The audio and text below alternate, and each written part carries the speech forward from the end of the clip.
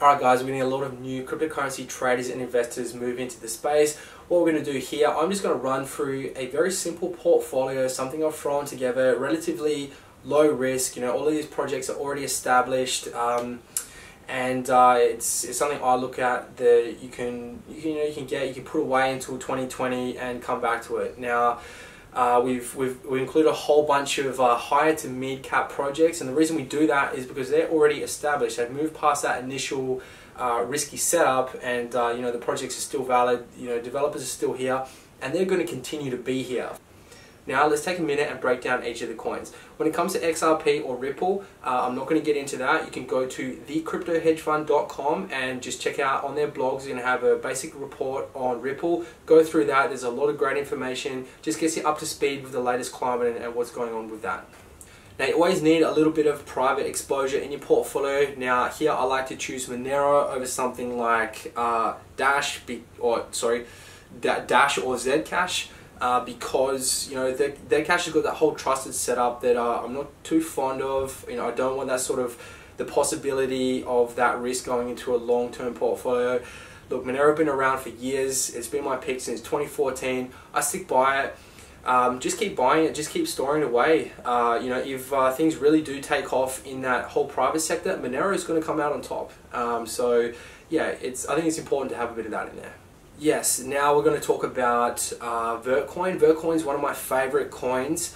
The reason to that, they've got an amazing development team. They have so many unique features behind the coin. They're doing so much there. I already see it as being, you know, scalable into the early 2020s. I don't see an issue with transactions. They've got such a small blockchain right now. It's only like 2.2 gigabyte. Big thing behind Vertcoin is it's ASIC resistant. Now, I'm a huge fan of coins that are ASIC resistant. I'm not I don't have a lot of warmth towards ASICs, and that's largely due to their distribution mechanism. So a lot of the guys that do produce ASICs, they do so in closed house. You know, you get a lot of these big businesses or companies that will manufacture these things, and the large mining firms already have first dibs on that. So, you know, all of us consumer plebs, we just get second dibs, and we can't compete with that. What I like about GPU coins is, you know, our graphic cards that come from NVIDIA or AMD, they're distributed across the world. It's very easy. You know, you can go down to your local, you know, local tech store, and there's a good chance you can get a GPU. They're probably all sold out right now, but it's just spread out across the world like that, and it's a much better distribution model than the ASICs have set up. So go to the Vertcoin website, have a look what they're doing. We do have a reward halving coming up into 2018. Now, I like to just keep adding to my Vertcoin bag, and I do believe it's going to have a huge future coming into the early mid-2020s. I think this is going to be a big one, so you know, I'm not afraid to just keep adding to that. It doesn't matter where I'm adding to. You know, I'll keep adding up to this thing like $5, and it's just going to sit there. So if mining is a big theme into the early and the mid-2020s, Vertcoin's going to kill it. So yeah, make sure you have some of that in your bag. Now, what else am I going to talk about? I'm going to go quickly into Cardano or ADA. Now, the tech behind that is something called Ouroboros. Don't know if I'm saying that right. Charles, please, you know, smack me. No. We've got Charles Hoskinson leading it. Now, this guy is an absolute legend among crypto. He was largely robbed of a lot of the stuff that he did for Ethereum in the early days. I've got Charles back, and I think ADA is going to be huge. Now, what they've done, they are the guys that have come across and developed the very first provably fair proof-of-stake algorithm. In the future, they're going to be adding you know, like masternodes, where basically you hold the currency and you'll be able to generate returns of that currency by holding the node. So it's quite advanced. You really need to go and read up about it. People will say, oh look, we've already got masternodes, we've already got Dash, but let me tell you now, ADA blows that shit away. So go to the website, understand the tech, and I think you'll be on board with me on that one. Okay, Dogecoin, let's go into a little bit about Dogecoin. Dogecoin is merge mined with LTC, so it's, you know, we've got all the script ASICs onto that. Obviously, Litecoin and Dogecoin have identical risk profiles, so if Litecoin does well, Dogecoin is going to do well as well. You know, it makes sense to, if you're going to own Litecoin, you're going to own Dogecoin. I like Dogecoin because of it's got such a warm, welcoming community. I like the fact that, you know, if you're going to spend $100 on Dogecoin, you're going to get like you know, 100,000 units, for example. You know, and all the new people that are coming to crypto. You know, if you've got this warm, welcoming community, and you know you're going to spend a Benjamin and you're going to get all of this Dogecoin, you feel good about that. Whereas for Litecoin, you know, you're going to spend like 60 odd bucks and you get one Litecoin. I mean, it's it just makes sense to own Dogecoin. So, you know, all the new consumers that are coming to the scene, I think they're going to be drawn to that, especially when things really start moving. We start moving a little bit more towards the mainstream. I think a lot of the larger funds are going to start to pick this one up as well. So, I mean, right now, I think they issued a report on Dogecoin a while back saying, you know, buy it across 22 Satoshis. I think it was like 0.008 of a cent or something at the time. It's now sitting at, you know, a tenth of a cent.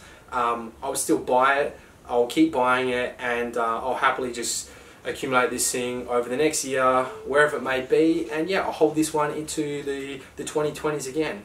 It's not complicated, so that's all you do. You just buy a little bit, put it away, forget about it. If you want to be one of these guys that, you know, you hear about that done really well, you know, buying Bitcoin back in the day, that's how you just got to do it. You got to just buy it. All right.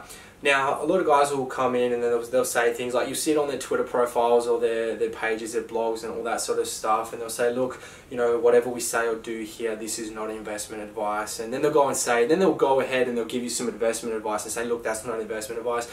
I think that's crap.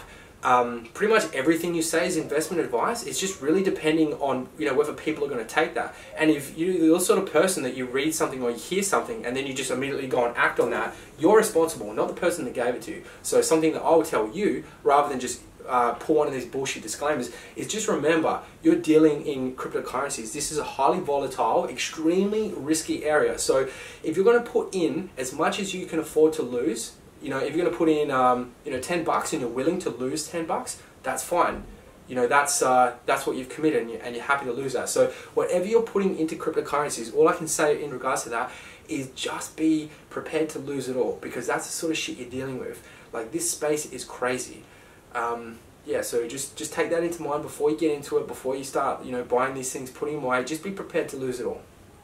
Now, if you're going to go and get some of these currencies, you're going to want a Trezor or a Ledger so you can store some of them, come back to them in 10 years. You know, follow the instructions, maybe even get yourself this thing called Crypto Steel. You can Google that, you can use it to back up private keys and all sorts of things. So if your house burns down, your Trezor goes on fire, your Crypto Steel is going to survive it all. Very handy. All you need to do is Google and check it out. Don't forget, take your coins off the exchanges. Don't leave them there. If you think you're going to buy something, leave it on Polo, Bittrex, Bitfinex. It doesn't matter. And come back to it in 5 years. You're sort of doing things wrong. And you can't expect to come back to it like that. Anything could happen to them. The networks will continue to run, but your cryptocurrency may not be there. So take everything you have off the exchanges as soon as possible. Alright guys, if you subscribe to the channel, pretty soon I'm going to have this tutorial out there, how to set up like a pro crypto trader. This will give you everything you need to know in regards to your, your setting up, getting your security sorted, getting up on exchanges, new email accounts, VPNs, all that sort of stuff. It's just the sort of foundations you're going to want before you really sort of rush into this. And you guys have any questions, or you don't want to wait for that, just send me send me a comment on the channel or something like that, and yeah, I'll get back to you. So